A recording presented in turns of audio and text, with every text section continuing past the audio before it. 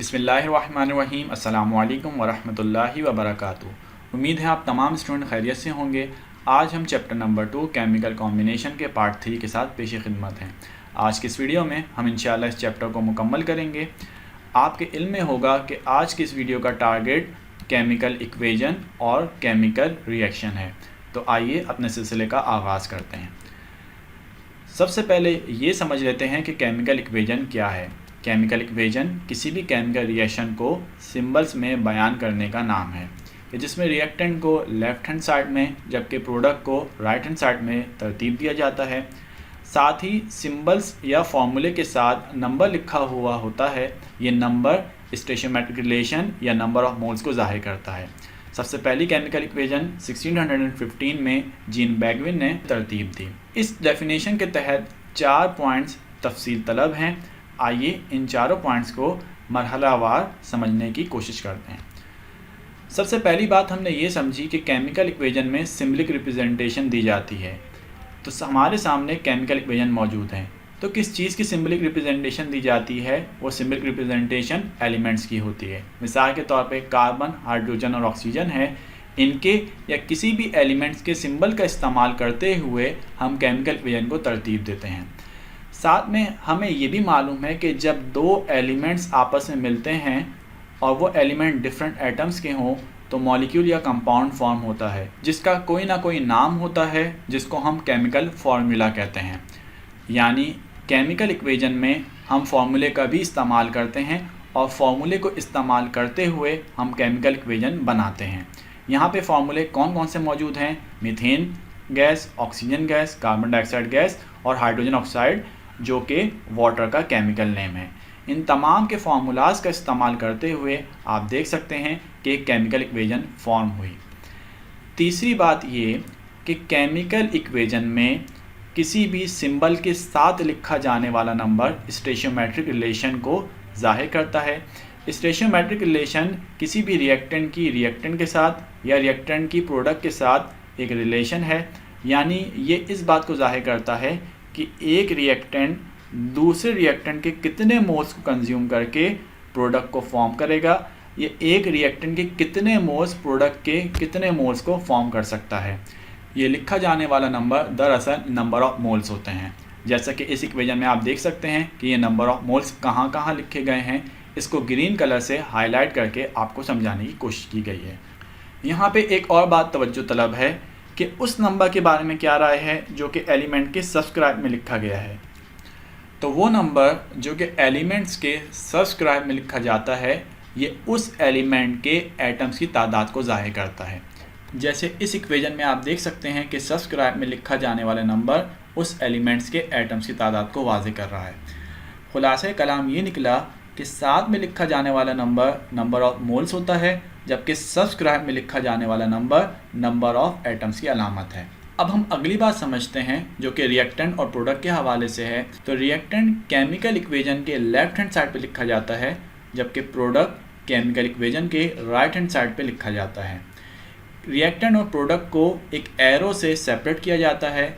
ये arrow yields पढ़ा जाता है यानी टू प्रोड्यूस किसी चीज़ का वजूद में आना। फिर हम ये चीज़ देख सकते हैं कि रिएक्टेंट और प्रोडक्ट दोनों में प्लस का साइन मौजूद है। ये प्लस का साइन एक रिएक्टेंट को दूसरे रिएक्टेंट से या एक प्रोडक्ट को दूसरे प्रोडक्ट से सेपरेट करता है।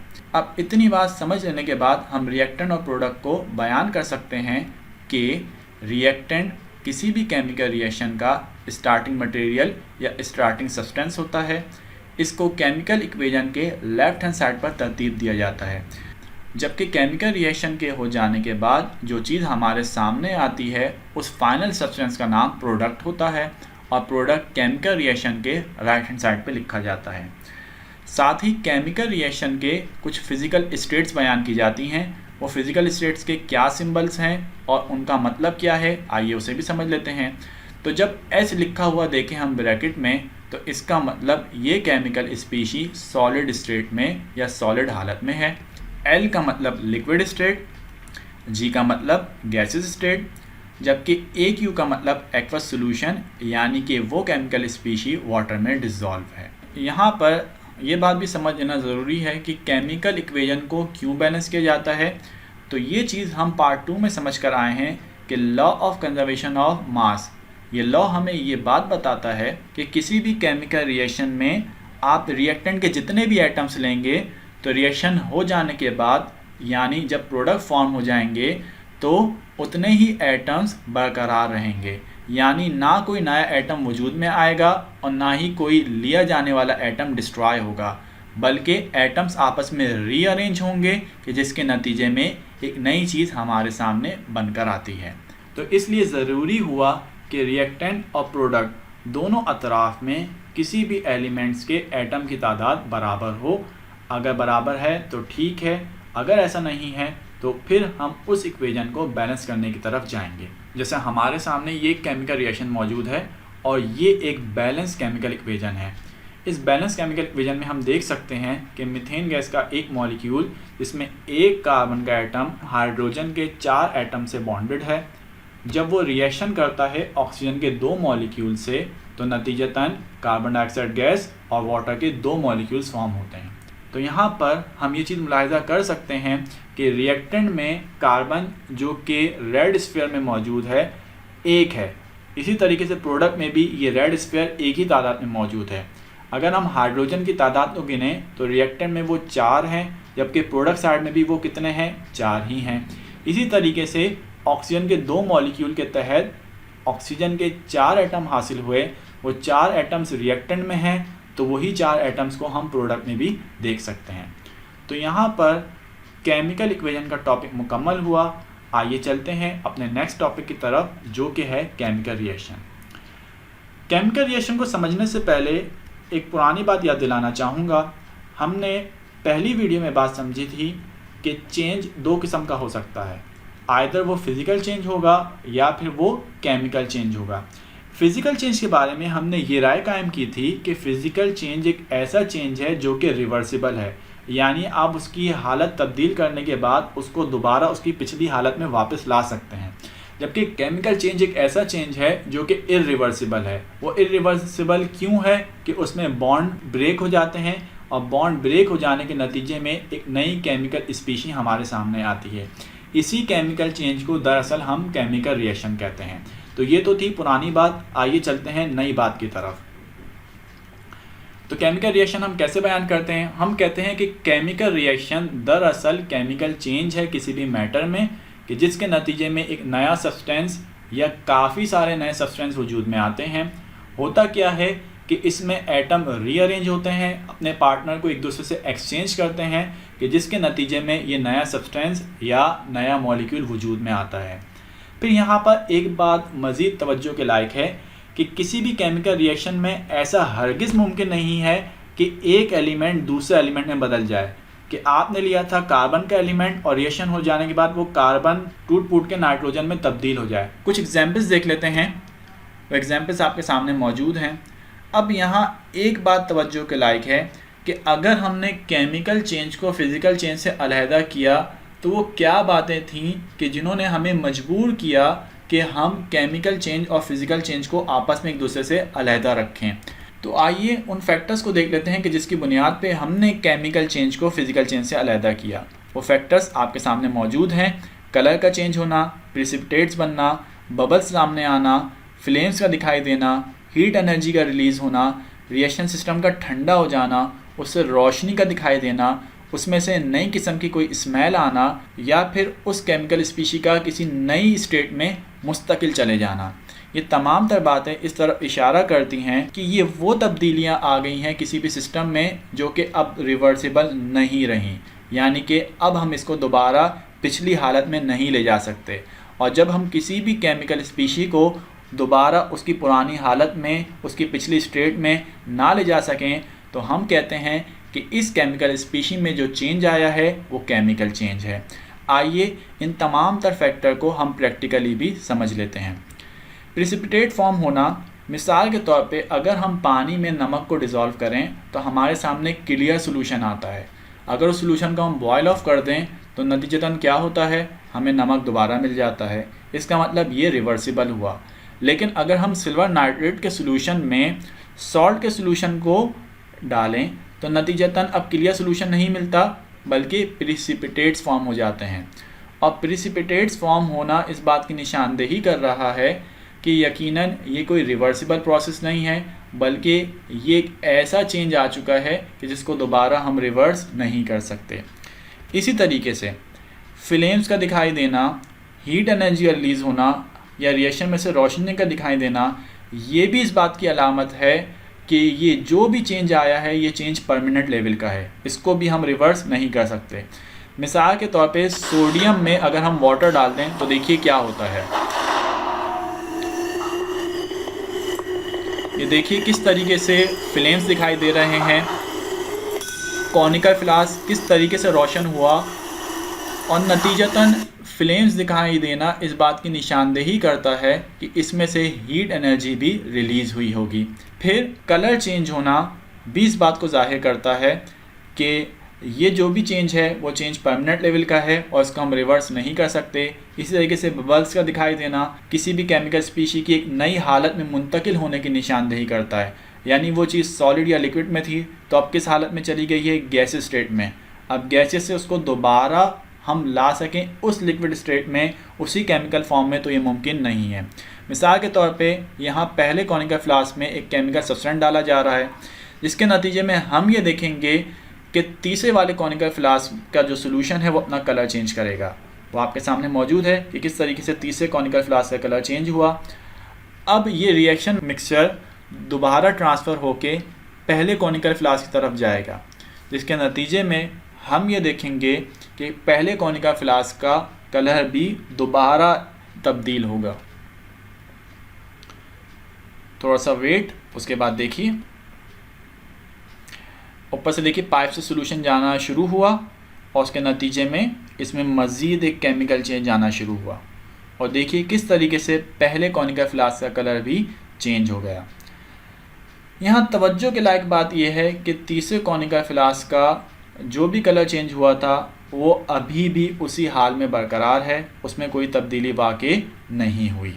तो ये तमाम तर एविडेंस इस तरफ इशारा करते हैं कि ऐसी होने वाली तब्दीली या ऐसा चेंज परमानेंट होता है और इसको रिवर्स नहीं किया जा सकता। तो इस बुनियाद के ऊपर हम फिज़िकल चेंज को केमिकल चेंज से अलहदा करते हैं, और केमिकल चेंज दरअसल क्या है, वो एक केमिकल रिएक्शन है। और केमिकल रिएक्शन क्या है, एटम्स का रीअरेंज होना, नतीजे में नया कंपाउंड बनाना। आइए केमिकल रिएक्शन की टाइप्स को मुलाहिजा कर लेते हैं। तो केमिकल रिएक्शन की बुनियादी 5 टाइप्स हैं, और वो ये हैं: addition reaction, decomposition reaction, single replacement reaction, double replacement reaction and finally combustion reaction. तो सबसे पहले हम एडिशन रिएक्शन को डिस्कस करेंगे। क्या है एडिशन रिएक्शन? एडिशन रिएक्शन को मज़ीद कुछ नामों से जाना जाता है, यानी इसको कॉम्बिनेशन रिएक्शन भी कभी कभार कहते हैं, इसको सिंथेसिस रिएक्शन भी कहते हैं। तो एडिशन रिएक्शन एक ऐसे रिएक्शन है कि जिसमें 2 या उससे ज़्यादा सब्सटेंस, वो सब्सटेंस क्या है, रिएक्टेंट्स हैं, वो मिलेंगे और मिलने के बाद कोई एक सिंगल कंपाउंड बनाएंगे, यानी कि एक सिंगल प्रोडक्ट बनाएंगे। तो ऐसा रिएक्शन क्या कहलाता है, एडिशन रिएक्शन। इसकी एग्जांपल्स आपके सामने मौजूद हैं कि हाइड्रोजन के मॉलिक्यूल में ऑक्सीजन के मॉलिक्यूल को मिलाया, नतीजतन एक ही कंपाउंड हासिल हुआ, यानी वाटर। इसी तरीके से कार्बन में ऑक्सीजन को मिलाएं, 2 सब्सटेंस हैं, 2 रिएक्टेंट हैं, नतीजतन एक ही प्रोडक्ट फॉर्म हो रहा है। इसी तरीके से सोडियम मेटल में क्लोरीन गैस को मिलाएं तो नतीजतन सोडियम क्लोराइड यानी टेबल सॉल्ट हासिल होगा। फिर हम सेकंड टाइप की तरफ चलते हैं, और सेकंड टाइप डीकम्पोजिशन रिएक्शन है। डीकम्पोजिशन रिएक्शन एडिशन रिएक्शन का रिवर्स है। उसमें 2 सब्सटेंस मिलके एक सब्सटेंस बनाते हैं। यहाँ पे एक सब्सटेंस टूटेगा और टूटने के बाद वो 2 या उससे ज़्यादा सब्सटेंसेस को यानी प्रोडक्ट को फॉर्म करेगा। डीकम्पोजिशन रिएक्शन के लिए हमें कुछ एनर्जी देनी होती है, और वो एनर्जी की फॉर्म्स क्या हो सकती हैं, वो हीट एनर्जी हो सकती है, वो लाइट एनर्जी हो सकती है, या वो इलेक्ट्रिसिटी हो सकती है, कि जिसकी मदद से हम डीकम्पोजिशन रिएक्शन को प्रोसेस करवाते हैं। एग्जाम्पल्स आपके सामने मौजूद हैं। कैल्शियम कार्बोनेट, इसको अगर हम हीट करें तो हीट करने के नतीजे में कैल्शियम ऑक्साइड और कार्बन डाइऑक्साइड गैस प्रोड्यूस होगी। इसी तरीके से अगर NaCl को डिकम्पोज किया जाए तो सोडियम मेटल और क्लोरीन गैस हासिल होती है, और यूं ही अगर वाटर को ब्रेक किया जाए तो नतीजतन हमें हाइड्रोजन और ऑक्सीजन गैस हासिल होगी। फिर आगे बढ़ें तो हमारे सामने तीसरी टाइप है सिंगल रिप्लेसमेंट या सिंगल डिस्प्लेसमेंट रिएक्शन। तो तो सिंगल रिप्लेसमेंट रिएक्शन एक ऐसा रिएक्शन है कि जिसमें एक एलिमेंट दूसरे कंपाउंड से उसका एलिमेंट निकाल कर उसकी जगह ले लेता है, या फिर इसको हम बयान करते हुए ये भी कह सकते हैं कि सिंगल रिप्लेसमेंट रिएक्शन एक ऐसा रिएक्शन है कि जिसमें एक ताकतवर एक्टिव एलिमेंट आता है और कंपाउंड में से कमज़ोर एलिमेंट को निकाल कर उसकी जगह ले लेता है। इसकी कुछ एग्जांपल्स मुलाहिज़ा कर लेते हैं। तो इन रिएक्शन में आप ये देख सकते हैं कि किस तरीके से एक एलिमेंट आया और दूसरे एलिमेंट को हटाकर उसकी जगह शामिल हो गया। फिर आइए बढ़ते हैं डबल डिस्प्लेसमेंट रिएक्शन की तरफ। डबल डिस्प्लेसमेंट रिएक्शन एक ऐसा रिएक्शन है कि जिसमें पॉजिटिव और नेगेटिव आयन दो मुख्तलिफ आयनिक कंपाउंड के अपने अपने पार्टनर्स को एक दूसरे से एक्सचेंज कर लेते हैं, जिसके नतीजे में वो दो मुख्तलिफ नए कंपाउंड्स को फॉर्म करते हैं। डबल डिस्प्लेसमेंट रिएक्शन ज़्यादातर सोल्यूशन में होते हैं, तो या तो इसमें इनसॉल्युबल सॉलिड यानी प्रिसिपिटेट्स फॉर्म हो जाते हैं या फिर वाटर ऑफ न्यूट्रलाइजेशन फॉर्म होता है। हमारे सामने एग्जाम्पल्स मौजूद हैं कि जिससे हम ये अंदाज़ा लगा सकते हैं कि किस तरीके से आयंस आपस में एक्सचेंज हुए होंगे कि जिसके नतीजे में ये दो मुख्तलिफ प्रोडक्ट्स हमारे सामने मौजूद हैं। आखिरी टाइप कंबस्शन रिएक्शन है। तो कंबस्शन रिएक्शन एक ऐसा रिएक्शन है जिसमें कोई भी ऐसा सब्सटेंस ज़्यादातर उसमें कार्बन मौजूद होता है वो ऑक्सीजन से रिएक्ट करता है। रिएक्ट करने के नतीजे में मुसलसल हीट एनर्जी रिलीज़ होती है और साथ में फ्लेम्स भी दिखाई दे सकते हैं। तो ऐसा रिएक्शन कंबस्शन रिएक्शन कहलाता है। कंबस्शन रिएक्शन के लिए ये बात ज़रूरी है कि एक रिएक्टेंट लाजमी ऑक्सीजन का मॉलिक्यूल हो, और कंबस्शन रिएक्शन इसलिए हमारे लिए यूज़फुल है कि इसके नतीजे में मिलने वाला सबसे यूज़फुल प्रोडक्ट हीट एनर्जी है, और हम ये बात जानते हैं कि हीट एनर्जी डोमेस्टिक और कमर्शियल दोनों मकासद में हमारे काम आती है। आइए कुछ एग्जांपल्स देख लेते हैं। एग्जांपल में मैंने मीथेन, इथीन और इथाइन की एग्जांपल्स दी हैं। एग्जांपल्स देने का एक मकसद तो ये है कि बोर्ड के पेपर में आपसे पूछा जाता है कि कंबस्शन रिएक्शन बयान करें, और कंबस्शन रिएक्शन बयान करते हुए मीथेन, इथीन और इथाइन या अल्केन, अल्कीन और अल्काइन की मिसालें दीजिए। तो बजाय इसके कि स्टूडेंट्स इन एग्जाम्पल को कहीं तलाश करें, तो मैंने यहाँ पर एग्जाम्पल्स में इनको शामिल कर दिया है। आप लोग इससे फ़ायदा उठा सकते हैं। यहाँ पे केमिकल रिएक्शन की बुनियादी टाइप्स ख़त्म होती हैं, लेकिन यहाँ पे एक सवाल पैदा होता है कि मैंने बहुत सी अहम टाइप्स को तो रह नहीं दिया। वो अहम टाइप्स क्या क्या हैं, ज़रा उनको भी देख लेते हैं। वो टाइप्स ये हैं। तो दरअसल ये तमाम तर reaction basic type of chemical reaction में से नहीं है, बल्कि ये रिएक्शन उन तमाम बेसिक रिएक्शन की ही टाइप्स हैं। मिसाल के तौर पे न्यूट्रलाइजेशन रिएक्शन, रिडॉक्स रिएक्शन या प्रिसिपिटेशन रिएक्शन, ये तीनों के तीनों डबल डिस्प्लेसमेंट रिएक्शन की टाइप्स हैं। जबकि एलिमिनेशन रिएक्शन या सब्स्टिट्यूशन रिएक्शन ये सिंगल या डबल डिस्प्लेसमेंट में से हो सकता है। इसी तरीके से पॉलीमराइजेशन रिएक्शन एडिशन रिएक्शन की टाइप्स बन सकती है। यहाँ पे अल्हम्दुलिल्लाह हमारा चैप्टर मुकम्मल होता है। आइए उन टॉपिक्स का जायज़ा ले लेते हैं कि जिन्हें हमें लाजमी इस चैप्टर से याद कर लेना है। तो अगर हम MCQ की बात करें तो आपको सबसे पहले इस चैप्टर में आने वाली तमाम के तमाम डेफिनेशन याद हों, क्योंकि स्टेटमेंट दे के आपसे पूछा जा सकता है कि इस डेफिनेशन को आइडेंटिफाई करें कि हमने इस जुमले से आपको किस डेफिनेशन की तरफ इशारा किया है। इसी तरीके से काफ़ी सारे मॉलिक्यूल्स का मोलर मास या मॉलिक्यूलर मास आपसे पूछा जा सकता है। आपको मॉलिक्यूलर मास निकालना आना चाहिए। इसी तरीके से मुख्तलिफ मॉलिक्यूल्स का मोलर मास पूछा जाता है। मोलर मास कैसे निकालते हैं इंशाल्लाह हम नेक्स्ट वीडियो में इसको कवर करने जाएंगे। इसी तरीके से मोल का एक छोटा सा न्यूमेरिकल आपसे पूछा जा सकता है। डेफिनेशंस की बात करें तो ये 6 वो बुनियादी डेफिनेशन हैं जो कि आपने किसी भी हाल में नहीं छोड़ने। इन डेफिनेशंस को आपने लाजमी याद कर लेना है, जबकि ये कुछ शॉर्ट क्वेश्चन आंसर हैं जिसको भी लाजमी आपने याद कर लेना है। लॉन्ग क्वेश्चन की बात करें तो इस चैप्टर से एक ही लॉन्ग क्वेश्चन बन सकता है जो कि आपके सामने मौजूद है, और न्यूमेरिकल सिलसिले में ये 4 टॉपिक्स मौजूद हैं जिसको इंशाल्लाह हम अगली आने वाली वीडियोस में कवर करेंगे। तो यहाँ पर ये चैप्टर अपने इम्पॉर्टेंट टॉपिक्स के साथ ख़त्म होता है। अगले वीडियो तक के लिए इजाज़त दीजिए। अस्सलामु अलैकुम व रहमतुल्लाहि व बरकातुहू। अगर आपको ये वीडियो पसंद आई हो तो इस वीडियो को लाइक कीजिए, अपने दोस्तों के साथ शेयर कीजिए, और साथ ही हमारे चैनल को सब्सक्राइब कीजिए ताकि अगली हर आने वाली वीडियो आपको मिलती रहे। शुक्रिया।